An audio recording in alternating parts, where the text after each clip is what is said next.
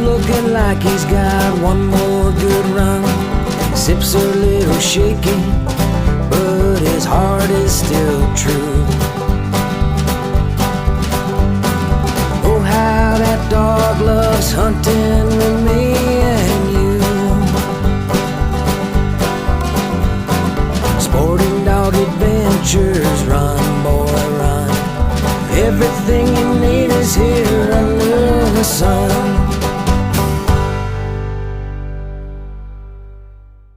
The Sporting Dog Adventures podcast is proudly brought to you by Soggy Acres Retrievers.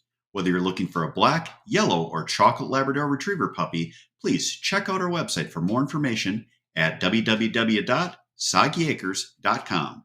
You can also email Jeff at sportingdogtv@gmail.com or call 262-215-9683. And remember, everyone deserves a Soggy dog. Hey, welcome to the Sporting Dog Adventures podcast. I'm your host, Jeff Fuller, and I'm here with a special, and I mean special friend, Shawn Wozniak of MEC Outdoors. Shawn, how you doing? Good, Jeff. How are you doing? Doing well. Figured we would talk about MEC Outdoors and also talk about the upcoming waterfowl season. So let's start with that first. Sounds good. It is dry. You said waterfowl, right? Yes. We don't have any water. No, it is going to be quite dry. You've hunted with me probably the last 5 years in opening weekend, and from what I can gather, it sounds like you're going to go fish. I'm going to find different water. Or you might go deer hunt. Very much so. You know, it's just been very challenging all summer with the lack of rain, and obviously with the property having a river run through it, but not much water. It's just not holding birds right now. No, the whole area doesn't hold a whole heck of a lot of birds. I'm hoping that an area like ours, where there is a water source that the birds traditionally use, that once we get into the first 2 weekends and people are shooting at birds and they're hunting the lakes, they're hunting Horicon, that'll bump some birds around, and actually we'll get to run a little traffic and get to see some. But I don't know. I'm not too certain. No, I honestly think of utilizing my time elsewhere for opening weekend and banking on those birds getting bumped into the area. And then when they are here, then that's the time to go get them. Yeah, someone was asking me by email what to do for season, and they're like, well, Horicon, it's got a lot of water. I'm like, Horicon's got a dam. That's controlled. So find yourself a controlled water source where you have something to hunt. And I don't know if there's going to be a ton of waterfowl around. I mean, my gosh, our marsh, I didn't even see much for local birds having babies. I mean, I think a lot of them are displaced and probably over on the Mississippi River area. That's for sure. I mean, coming over here and driving across 49 and just seeing the federal side of the marsh, there was limited amount of birds utilized in that area, and this time of day there should have been plenty loafing around in there.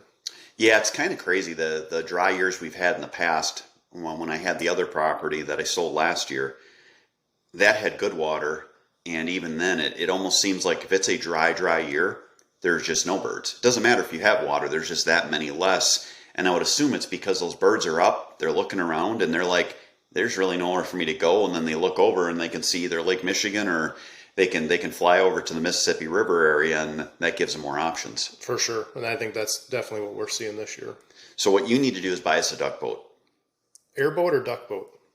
Well, we don't need an airboat for here. We need a duck boat so we can go on a big river. Okay. So that's your homework. You have 5 days. Can I utilize Jeff's credit card? No. You can ask my wife about her credit card, but okay. I'm thinking that's going to be a hard no. But we could try. I will definitely try that angle.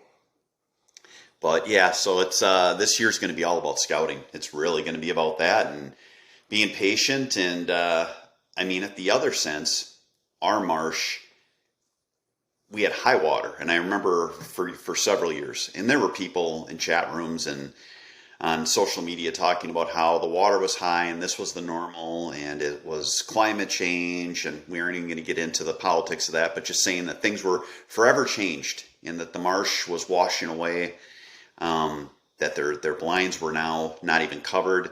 I will tell you that, yes, it's dry, but the repair to this marsh is just insane. There are there's more food. There is better cover around our blinds. It's almost to the point where it's like, my gosh, some of these areas, it might not even be a pond anymore. The growth has charged in so much. I seen that, and there'll just be extra work for us down the road when water does come back. But I mean, historically, those blinds are there for a reason, and that's when water was flowing through the area. And I think it's just the changing year to year, and just management on your side, and to get everything back up and running. Yeah, it's neat. If you go on Google Earth, you can actually look at historical pictures, and you can go back all the way into the 80s. Now, you can't zoom in real well because they're too grainy, but you can look and you can see how a watershed develops and where stuff is traditionally. And we have one area that you hunted on and did well a few years ago, and it was a big bay that was like just standing water. And I remember you said it was almost up to your chest in water, mm-hmm. and that has been completely dry. And now it's all grown in with cattails that I believe are going to make a cattail mat. So it's going to be interesting to see if that actually comes back, how it comes back, where that cattail mat goes when it goes down the small little river that we're on. I think it's going to block the river. It's going to be kind of crazy to see if that actually pops back in. But I looked at the historical years ago, all the way back to the 80s. It's always been there. No, it will be interesting, and to see it from a 3-year span of chest-high water to dry ground where you can just walk over in tennis shoes, and looking towards the future and just seeing, is that going to return to what it was prior? And if so, I mean, I can't run it through my mind yet of how it's going to transform back to it. And is the cattails actually just going to die and water just covers the area again? It's just going to be interesting to see. Yeah, it's, I guess if we had a waterfall ecologist, maybe we'd get Brad on the show. I think so. Brad from Delta Waterfall, and ask him, and he would probably tell us, I don't know. But yeah, it'll be interesting to see. But it's, I know for certain, when you look at marshes now, you can go to any marsh, and there is so much smartweed growing, arrowhead, which is called duck potato, wild rice. That stuff is just expanding beyond belief. So I would assume that in the long play will be good for our waterfall hunting around here. It's just, man, for this year, it's going to be rough. It's very rough. So I'll let you know how I do fishing opening weekend. You can come over and show us your fish as we talk about how we saw like a crow, shot at a couple of doves, and saw one duck. Yep, we'll have a fish fry. That sounds great. So MEC Outdoors. Tell us about your wonderful products that you have. MEC Outdoors, we encompass shot shell reloading, metallic reloading, and clay target machines. So let's talk about shot shell reloading. Mm-hmm. Shot shell reloading, it's been up and down since COVID. Obviously, there was a shortage of ammunition into the market. Our business was able to pick up, and then it became a component shortage in the market. So it's just been very up and down, I guess is the best way to put it.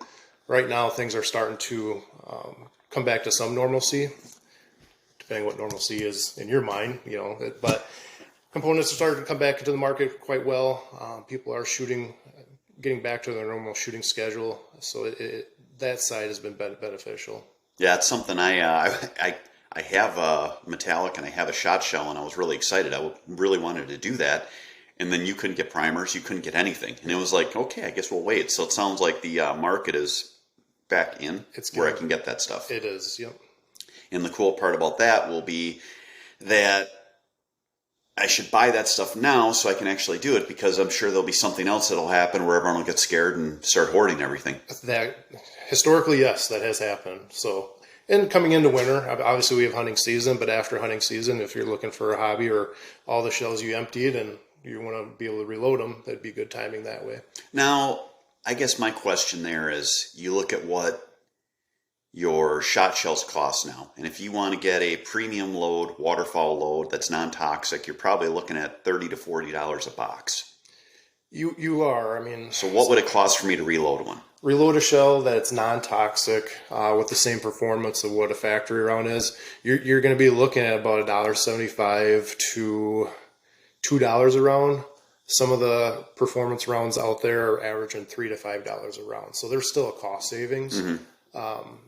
cost savings reloading without sacrificing the performance of the round. Now, is that the same where you look at like your metallic? Are you getting pretty much that same number in savings? Or I guess what percentage do we put it at? If we're going to be reloading, is it 40% you save, 60%? When you step into the metallic side, that's a little bit different, just from the cost perspective of what caliber you're shooting. So what is going into the shell is a bullet, your brass, primer, and powder. And really your bullet cost is going to be your dependent of total cost. Especially if you're shooting an oddball caliber, that's going to be harder to find and source. I ended up purchasing some bullets. It actually took 2 years to get, and it was just a 308 30 caliber bullet, but in 168 grain. But it took that long in order to get that bullet. So they're starting to catch up. But again, I can't throw a percentage on there. It's really going to be caliber dependent what your cost savings could potentially be. Now in the industry, I know there's a lot of the more liberal states are pushing for non-toxic metallic. Is that something that you see coming, and how much more expensive is it for the actual round to get a non-toxic as opposed to lead? So you touched on it. It's a copper bullet, and a lot of states are pushing for that non-toxic from just across the board of all shooting sports. It's going to take, since it's so new, it's going to take a little bit of time until we get a little more information, and then we can educate and then be able to provide that information to the customers. Yeah, I'm not against it per se, but at the same time, the stupidity that I see where they're, oh, well, you won't die from lead poisoning when you eat an animal that you've shot. And it's like, oh my gosh, people, at least use a plausible argument. Right. We've been eating and harvesting wild game for... You don't eat the bullet. No. It's hard on your teeth. I mean, so yeah, it's you hear this and you see these arguments. I watched a show the other day. It was called Joe Pickett, and I'm like, oh, looked like a cool show. He's like a DNR guy, warden, and it's all about it. The first one I saw, the first episode, I couldn't watch it anymore because he had a guy that he got into an armed standoff with on poaching, and I'm like, all right, okay. And then he starts talking, you're shooting these animals, it's April, you're shooting these big trophy bull elk, and it's a hard-horned bull elk in April. And I'm like, I can't watch something if it's not even at least remotely factual, which for anyone, they don't have horns then. And if they did, they'd be in velvet and not that big. But I mean, it's something that you watch it and you listen to these arguments. It's like at least have someone advising you on what to say so you sound intelligent. Correct. But yeah, that's the one thing I would assume the non-toxic. It's probably where things are headed. But I'm imagining it's probably pretty expensive right now. It is, and just with other regulations going into play that states are implementing. So I was talking with a customer that was in New York, and just to buy ammunition, now they're requesting a background check. So if you went into the store and just bought some .22 ammunition just to go plink, they would request a background check before they would be able to sell you that. Oh yeah, well you can go just south of, I live in southern Wisconsin, go just 15 miles south, and you need a card and permission to buy ammunition in Illinois, but you can buy pot. You can buy marijuana without anything, but if you want to get ammunition, then you're an evil person. And it's like, it just shows politics is at the root of so much. It is, and it's just sad to see. So, all right, well, we're going to get Shawn back here in our next segment. We're going to talk about a shooting tip. Would you like to do a shooting tip? You need some shooting tips. So yes, we will do a shooting tip. We'll talk about a shooting tip. We'll have all that and more coming up after this.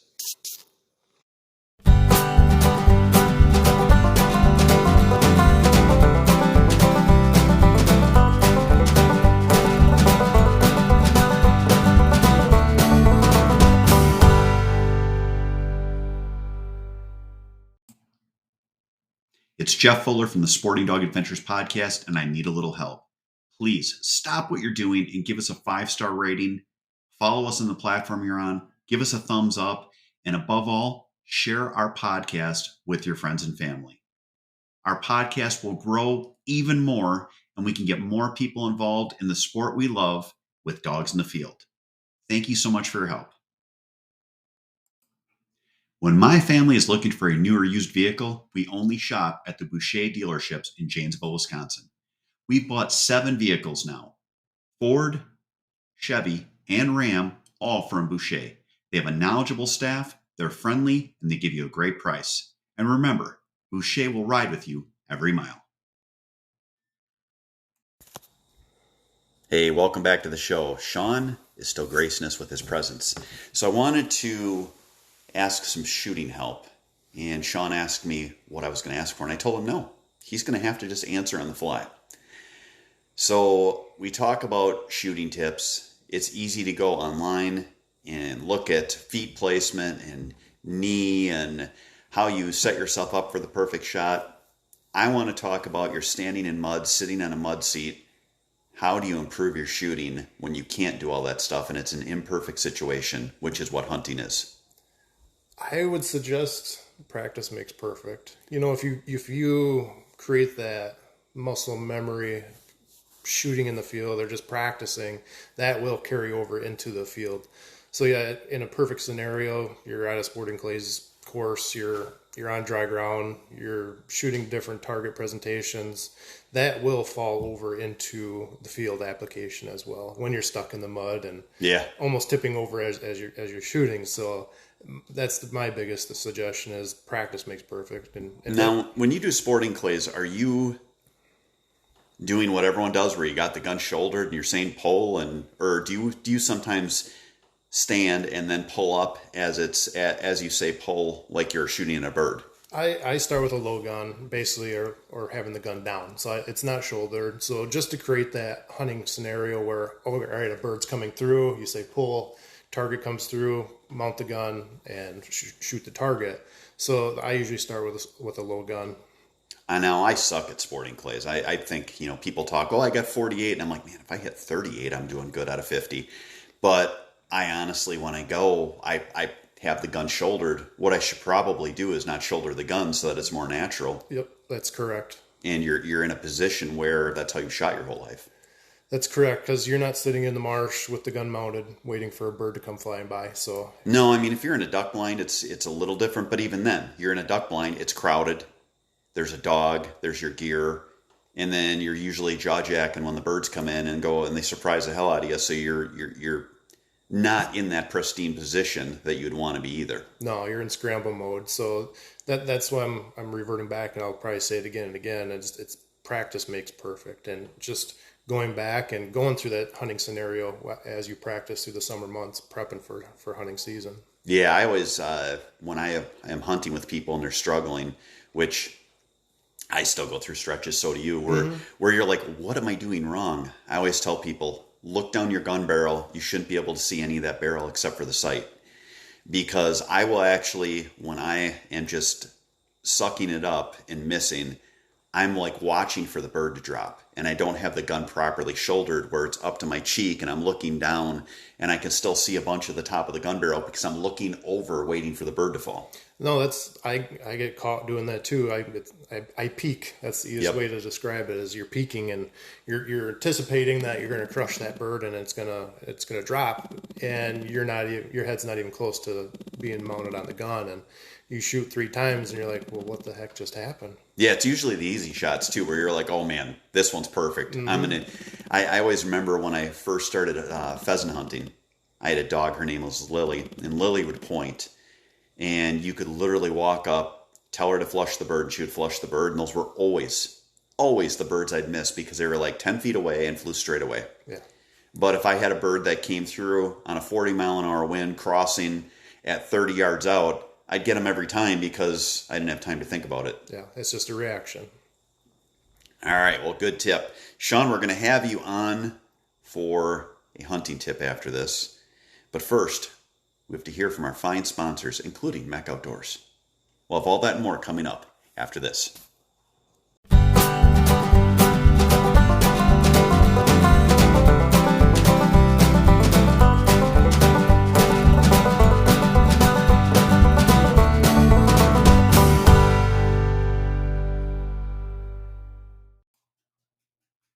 If you love the shooting sports like I do, you need to check out our friends at MEC Outdoors. They have fantastic products, whether you're looking at shot shell or metallic reloading, or you want to get yourself a clay thrower so you can practice up for the season. For more information, check out their website at mecoutdoors.com. The Sporting Dog Adventures podcast is proudly brought to you by Soggy Acres Retrievers. Whether you're looking for a black, yellow, or chocolate Labrador Retriever puppy, please check out our website for more information at www.soggyacres.com. You can also email Jeff at sportingdogtv@gmail.com or call 262-215-9683. And remember, everyone deserves a Soggy dog. Hey, welcome back to the show. So, Shawn, we're going to get into your dog handling and training prowess now on this tip. I'm looking forward to it. So when we talk about hunting tips, you've been out with me, you've been out with other hunters. What is your number one peeve when you're upland hunting when someone has dogs? Someone has dogs working too far out and clearing the field, not giving you the opportunity to shoot. Yeah, my first trip to South Dakota, I was with a gentleman, and he literally is like, "Oh, to keep up with the dogs, you have to jog." And you're like looking at him like, Jog? "You're going to jog with a shotgun in your hand?" This doesn't sound suiting. No, not a safe thing. It is having control is, my goodness, that is paramount on hunting. I would take an average dog that listened over a dog with a phenomenal nose that blows out a field. Correct. I know you've done some hunts with us. Did we film any upland hunts with you? We did in South Dakota. Yes. Was it South Dakota? Okay. Oh yeah, that's when we did the infamous goose hunt on the golf course as well. That was a management hunt. Yes. That's still an interesting hunt, but yeah, it's all just having a collar, having a recall, and then once the dogs understand that they need to be in a certain distance, they want to hunt. They don't want to come back to you. So they'll actually learn what their distance is and stick with it. No, it's always beneficial. Like you said, I mean, pet peeve, you get where you drive so far to go hunt and then you let the dog out and the dog just takes off running. Yeah, the other thing people will look at too, when you're hunting in the state of Wisconsin, there's not a lot of birds. If you drop a bird and it's wounded, you're probably going to find it. When you go out in areas like South Dakota, Kansas, high bird number areas, when that bird drops on the ground, 20 other birds just ran through there. The chance that the dog is going to know which one of those birds were wounded are like zero. Right. So if you don't put a good hard hit on a bird and knock them down because they're in close enough, you're going to end up losing a lot of birds. Yep. And that's something we don't want to do. We always want to have a nice clean harvest and be able to recover as quickly as possible. So have your dogs in close and under control. Shawn's tip for hunting today. There we go. Shawn, I want to thank you for being on our show. Everyone appreciates having another point of view other than mine and getting to pick up some other tips. You're going to come on another show here in the near future. We do appreciate that. No, I appreciate you having me and letting me provide some insight. You have a great day. Thank you again. Everyone, thank you for listening. Have a great week and God bless.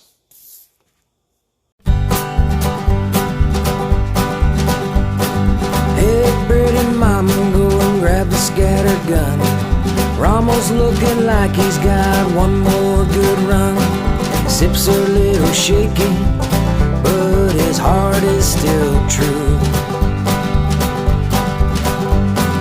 Oh, how that dog loves hunting with me and you. Sporting Dog Adventures, run, boy, run. Everything you need is here under the sun.